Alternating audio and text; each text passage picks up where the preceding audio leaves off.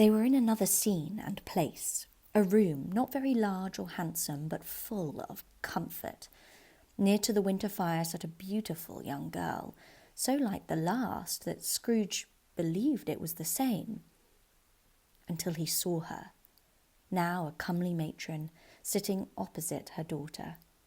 The noise in this room was perfectly tumultuous, for there were more children there than Scrooge in his agitated state of mind could count, and unlike the celebrated herd in the poem, they were not 40 children conducting themselves like one, but every child was conducting itself like 40.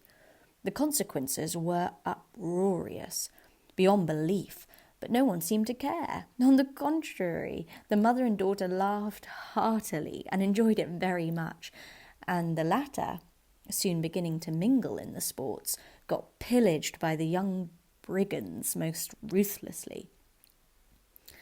What would I not have given to be one of them? Though I never could have been so rude. No, I wouldn't for the wealth of all the world have crushed that braided hair and torn it down, and for the precious little shoe, I wouldn't have plucked it off, God bless my soul, to save my life. As to measuring her waist in sport, as they did, bold young brood, I couldn't have done it. I should have expected my arm to have grown round it for a punishment, and never come straight again.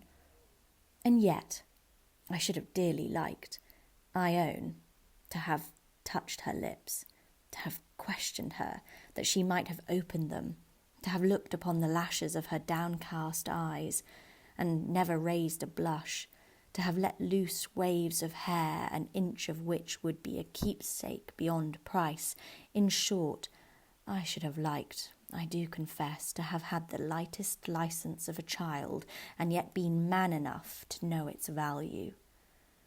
But now a knocking at the door was heard, and such a rush immediately ensued that she, with laughing face and plundered dress, was borne towards it, the centre of a flushed and boisterous group, just in time to greet the father, who came home attended by a man laden with Christmas toys and presents.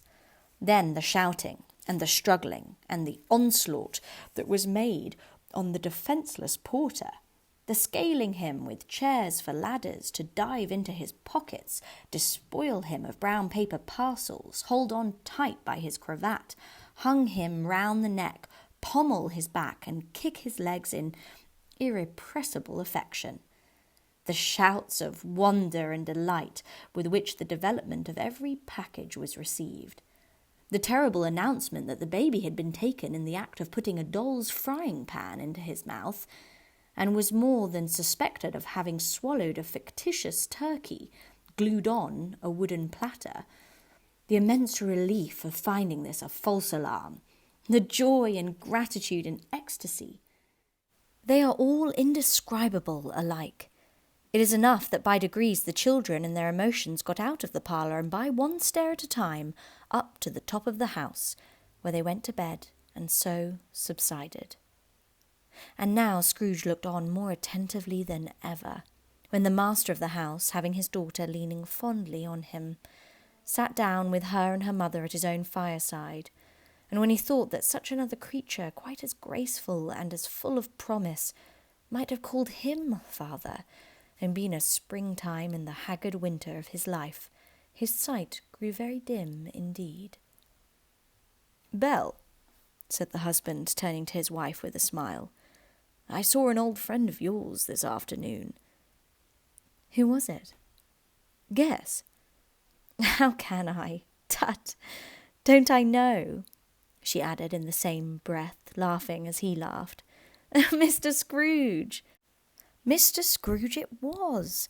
I passed his office window, and as it was not shut up, and he had a candle inside, I could scarcely help seeing him.